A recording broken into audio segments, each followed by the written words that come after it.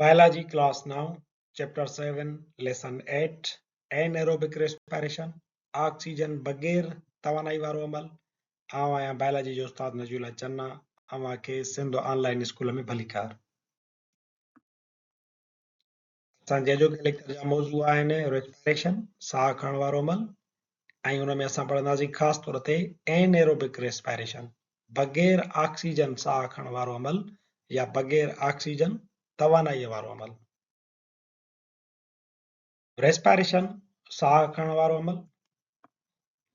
To carry out all the life processes, cells require energy. हयाती जे समूरनि अमलनि लाइ जीव घड़नि खे तवानाई घुर्जे.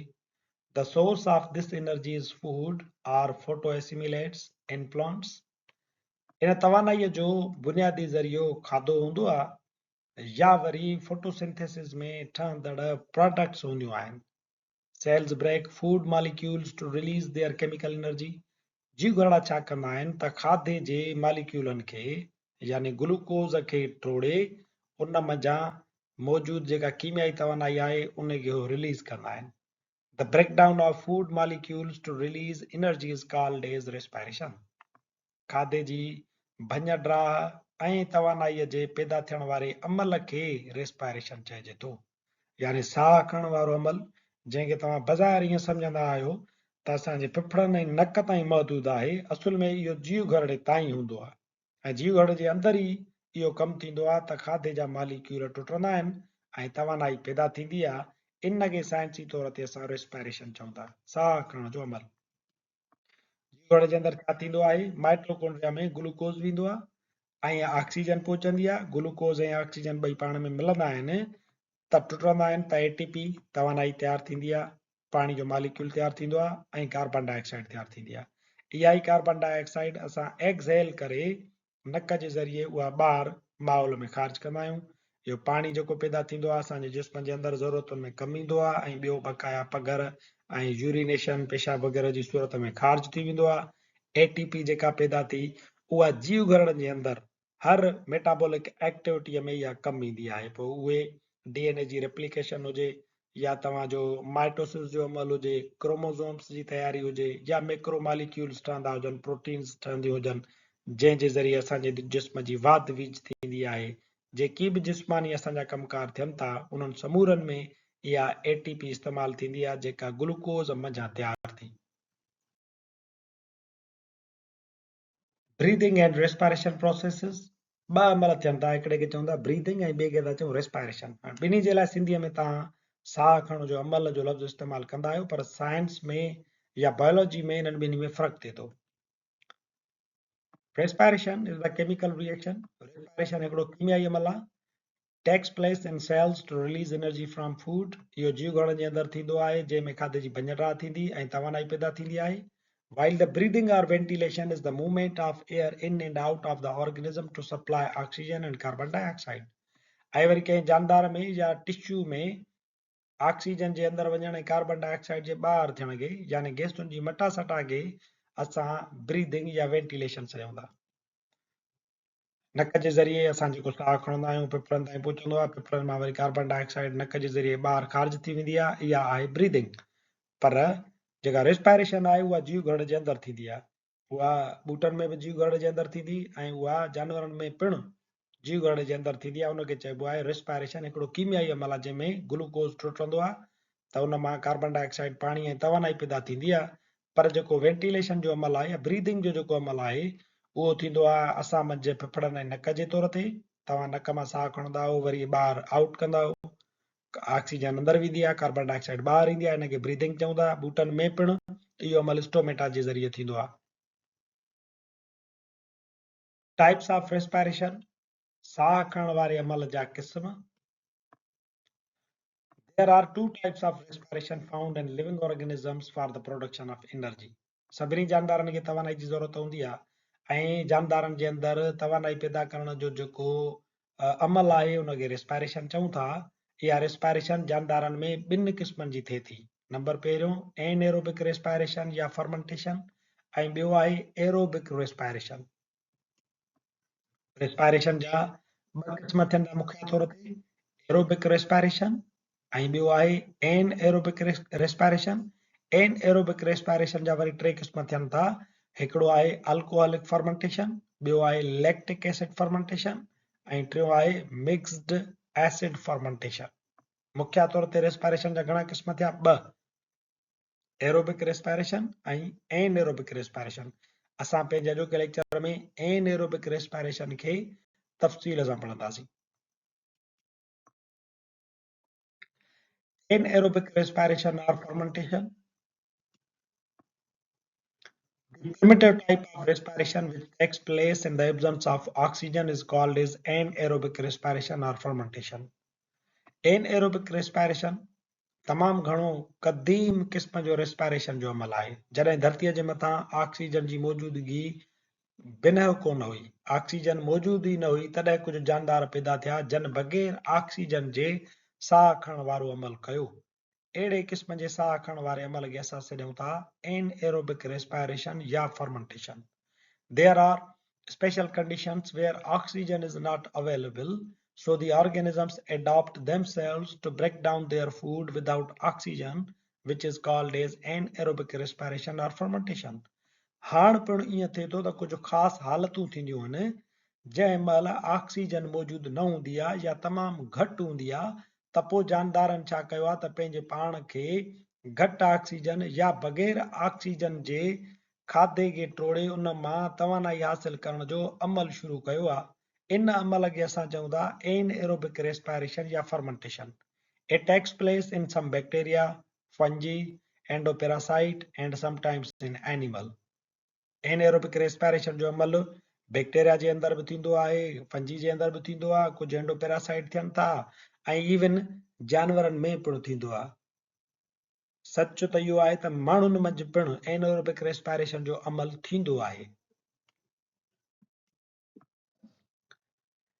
During anaerobic respiration, glucose is not broken down completely, so less amount of energy, 5 to 10% as compared to aerobic respiration, is released, but it can sustain life even in the absence of oxygen.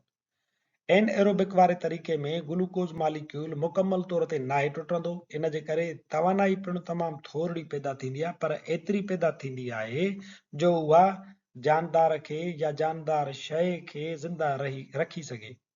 हूअं जेका oxygen जी मौजूदगी में respiration थिए थी, उन मंझि जेका तवानाई पैदा थींदी आहे तमामु घणी थींदी आहे, पर ऑक्सीजन खां बग़ैर जेको साह खणण वारो अमल आहे उन में 5 खां 10% तवानाई मस पैदा थींदी आहे, पर इहा एतिरी तवानाई आहे जो बग़ैर ऑक्सीजन जे कंहिं जानदार खे ज़िंदा रखी सघण जेतिरी हूंदी आहे। It had evolved on Earth where there was no oxygen on Earth. इहो एनएरोबिक रेस्पिरेशन वारो तरीक़ेकार तॾहिं खां वजूद में आयो जॾहिं ज़मीन ते ऑक्सीजन जो वजूद कोन हुयो। There are 2 types of anaerobic respiration. Anaerobic respiration जा पिणु वरी 2 क़िस्म आहिनि। असां उन्हनि खे हिकु हिकु करे पढ़ूं था। मिसाल जे तौर ते असां ॻाल्हि कईसीं त माण्हूअ मंझि पिणु एनएरोबिक रेस्पिरेशन थींदी आहे। मिसाल जे तौर ते आम तौर ते माण्हू आहे उहो जॾहिं पंहिंजूं नॉर्मल एक्टिविटीज़ कंदो आहे त एरोबिक रेस्पिरेशन कंदो आहे। ग्लूकोज उन जे जिस्म जे अंदरि ऑक्सीजन सां मिली करे माइटोकॉन्ड्रिया में टुटंदो आहे, एटीपी पैदा थींदी आहे, माना तमामु घणी तवानाई जो मिक़दार, छो त ग्लूकोज ऑक्सीजन सां मिलंदो त मुकमल तौर ते टुटी वेंदो। पर जॾहिं उहो माण्हू तमामु घणी एक्सरसाइज कंदो हुजे, एथलीट आहे, तव्हां ई जेकॾहिं तमामु घणो तेज़ रफ़्तार सां डुको था, भॼो था, त पोइ जेका तव्हां ऑक्सीजन खणंदा आहियो उहा तव्हांजे जिस्म खे नीडिड तवानाई न ॾेई सघंदी आहे, छो त तव्हां तमामु घणो कमु कयो था पिया, तंहिंजे करे तवानाई बि तमामु घणी खपे। पर हाणे ऑक्सीजन एतिरी तव्हां इनहेल नथा करे सघो जो तव्हांजे उन्हनि जीव घड़नि खे घुर्बल मिक़दार तवानाई जो ॾेई सघे। पोइ छा थींदो त तव्हांजे जिस्म जे अंदरि कुझु उज़वनि खे, कुझु तव्हांजी मुश्कुनि खे, मसल्स खे एनएरोबिक रेस्पिरेशन जे ज़रिए तवानाई मिलंदी आहे। छा थींदो त ग्लूकोज बग़ैर ऑक्सीजन जे लैक्टिक एसिड में टुटी पवंदो ऐं तवानाई जो थोरो मिक़दार पैदा कंदो। हाणे इन तव्हांजी मसल ताईं ऑक्सीजन कोन पहुती, पर इहे जेके जीव घड़ा आहिनि समूरा, उहे हाणे एनएरोबिक रेस्पिरेशन जे ज़रिए उन मसल खे जीव घड़ा पाण खे तवानाई ॾेई करे ज़िंदा रखंदा आहिनि। सो इन कंडीशन में माण्हुनि में पिणु एनएरोबिक रेस्पिरेशन जो अमल थींदो आहे। सो हाणे असां there are 2 types of anaerobic respiration, anaerobic respiration जे ॿिनि क़िस्मनि ते ॻाल्हि ॿोल कयूं था। नंबर पहिरियों आहे अल्कोहलिक फर्मेंटेशन। ही अल्कोहलिक फर्मेंटेशन जेको आहे ख़ासि तौर ते ॿूटनि में थींदी आहे। जॾहिं ॿूटनि जे मथां तमामु घणो तव्हां पाणी आरियो, उन्हनि खे ऑक्सीजन जो मक़दारु घटि मिले, न मिले त उहो छा कंदा, हो ग्लूकोज़ खे टोड़ींदा ऑक्सीजन जी गैर मौजूदगीअ में, ऐं उतां तवानाई हासिल करे वठंदा आहिनि। या वरी मिसाल जे तौर ते ॿोॾि अची वई, ॿूटा जेके आहिनि उहे पाणीअ जे हेठां थी विया, त हाणे उन्हनि खे ऑक्सीजन उते तमामु थोरी मिलंदी, तंहिंजे करे उहे पिणु छा कंदा, अल्कोहलिक फर्मेंटेशन जो हिकिड़ो क़िस्म आहे एनएरोबिक रेस्पायरेशन जो, उन जे ज़रिए तवानाई पैदा कंदा आहिनि। Bacteria and fungi respire aerobically, but when these organisms are deprived of oxygen, they stop respiration aerobically and start respiring anaerobically instead. During this anaerobic respiration, they produce ethyl alcohol with carbon dioxide. Bacteria या fungi में ख़ासि तौर ते इहो alcoholic fermentation जो process थींदो आहे, ॿूटनि में पिणु थींदो जॾहिं उहे ॿूटा पाणीअ जे हेठि हुजनि या उन्हनि खे ऑक्सीजन जो मक़दारु घटि मिले। ख़ासि तौर ते इहो अमल बैक्टीरिया ऐं फंजी में थींदो आहे। इहे ॿई जानदार पिणु एरोबिकली यानी ऑक्सीजन जी मौजूदगीअ में साह खणंदा आहिनि, खाधे खे टोड़ींदा आहिनि ऑक्सीजन जी मौजूदगीअ में, पर जेकॾहिं उन्हनि खे ऑक्सीजन न मिले त उहे हाणे छा कंदा, एन एरोबिकली उहे साह खणणु शुरू कंदा। एनएरोबिकली साह कीअं खणंदा, त उन्हनि जे जिस्म जे अंदरि जेको ग्लूकोज़ हूंदो उनखे ऑक्सीजन कोन मिलंदी, उन ग्लूकोज़ खे डायरेक्टली टोड़ींदा इथेनॉल में, ऐं उन मां पोइ कार्बन डाइऑक्साइड में, ऐं कुझु तवानाई जो मक़दारु पैदा थींदो। हाणे ही तवानाई जो मक़दारु थोरो आहे, पर एतिरो हूंदो जो बैक्टीरिया खे ऐं फंजी खे ज़िंदा रखी सघे। हिन इक्वेशन में तव्हांखे नज़र ईंदो हूंदो त ग्लूकोज़ जेको आहे उहो एन एरोबिकली टुटे थो, यानी इहे साह खणनि था, उन्हनि खे ऑक्सीजन कोन्हे का, इहो ग्लूकोज़ जेको आहे डायरेक्टली इथेनॉल में, कार्बन डाइऑक्साइड में ऐं एटीपी में टुटे थो। इहा एटीपी उन्हनि जे जीव गरड़नि खे ऐं उन्हनि जे जिस्मनि खे ज़िंदा रखे सघे थी। एनएरोबिक रेस्पायरेशन जो ॿियो क़िस्म आहे एसिडिक फर्मेंटेशन। ही अमल जानवरनि में थींदो आहे। In animals, when aerobic respiration is not enough to produce required energy, they start anaerobic respiration. जॾहिं जानवरनि में एरोबिक रेस्पायरेशन एतिरी तवानाई पैदा न करे जेतिरी उन्हनि खे घुर्बल आहे, त हू एन एरोबिक रेस्पायरेशन पिणु शुरू कंदा आहिनि। जीअं मिसाल असां ॾिनोसीं एथलीट जो, त उहो भॼंदो आहे, डुकंदो आहे, साह त खणंदो आहे, ऑक्सीजन जे ज़रिए रेस्पायरेशन थींदी आहे, एरोबिक रेस्पायरेशन थींदी आहे, पर एतिरी तवानाई पैदा न आहे थी सघंदी जेतिरी जिस्म खे घुर्बल आहे। त पोइ कुझु उज़वा, कुझु मसल्स एनएरोबिक रेस्पायरेशन जे ज़रिए तवानाई हासिल कंदियूं आहिनि। During this process, glucose breaks down into a substance called lactic acid. Acidic fermentation जे मरहले में छा थींदो आहे त ग्लूकोज़ लैक्टिक एसिड में टुटंदो आहे ऐं कुझु तवानाई जो मक़दारु पैदा थींदो आहे। ॾिसो हेॾां ग्लूकोज़ आहे, बग़ैर ऑक्सीजन जे टुटे थो लैक्टिक एसिड में, ऐं कुझु तवानाई जो मक़दारु पैदा थिए थो। हाणे ग्लूकोज़ मुकमल तौर ते नथो टुटे, इन जी तव्हांखे ख़बर कीअं पवंदी?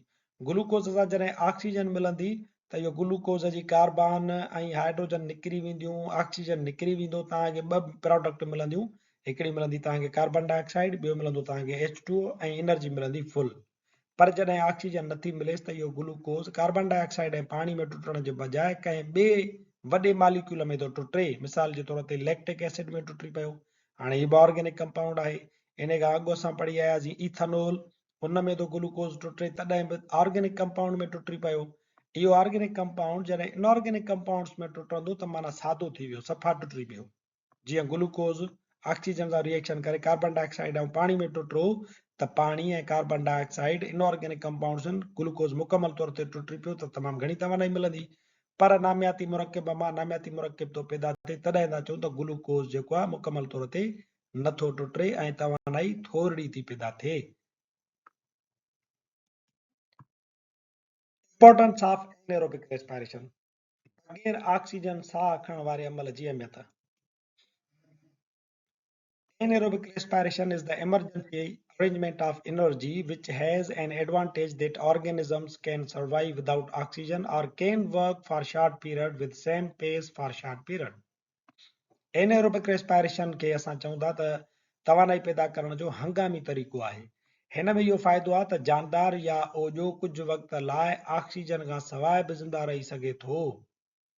The other products of anaerobic respiration are acids, anaerobic respiration जूं जेकी प्रोडक्ट्स आहिनि उहे तेज़ाब हूंदियूं आहिनि. Vinegars are also organic acids that are produced commercially by acidic formulations. Vinegar जेकी अंगूरी सिरको आहे उहो पिणु ऑर्गेनिक एसिड आहे जेको पिणु असां एसिडिक फर्मेंटेशंस जे ज़रिए ई पैदा कंदा आहियूं. Anaerobic respiration also produces ethyl alcohol. Anaerobic respiration में ethyl alcohol पिणु पैदा थींदो आहे. This process is commercially utilized by making alcoholic products like beer, wines and other beverages. इन ई तरीक़े खे इस्तेमाल करे जंहिंमें इथाइल अल्कोहल फर्मेंटेशन जे ज़रिए पैदा थिए थो, साॻी तरीक़े सां अल्कोहलिक प्रोडक्ट्स जीअं बियर, वाइन वग़ैरह ऐं अहिड़ा ॿिया मशरूबात तयारु कया वञनि था. Baking industry is also based on it because anaerobic respiration also produces carbon dioxide. Baking industry जो पिणु बुनियाद anaerobic respiration ते आहे छो त इन मंझि कार्बन डाइऑक्साइड जेका आहे उहा पैदा थींदी आहे, which gives fluffy and soft shapes to cakes and breads. Also breakdown of starch into complex sugar to form bread and pizza. या जेका कार्बन डाइऑक्साइड एनएरोबिक रेस्पिरेशन में तैयार थिए थी उन खे केक या ब्रेड वग़ैरह जेके थियनि था उन्हनि खे नरम करण जे लाइ कार्बन डाइऑक्साइड इस्तेमालु कई वेंदी आहे ऐं स्टार्च खे वरी कॉम्प्लेक्स शुगर्स में टोड़े तब्दील करे उन मंझां ब्रेड ऐं पिज़ा पिणु तयारु कयो वेंदो आहे. असांजो अॼोको लेक्चर एनएरोबिक रेस्पिरेशन जे तारुफ़ ऐं उन्हनि जे क़िस्मनि सां गॾु हिते पुॼाणी ते पहुचे थो. वरी हाज़ुर थींदासीं नए लेक्चर सां गॾु. तेसिताईं ॾिसंदा रहो सिंध ऑनलाइन स्कूल.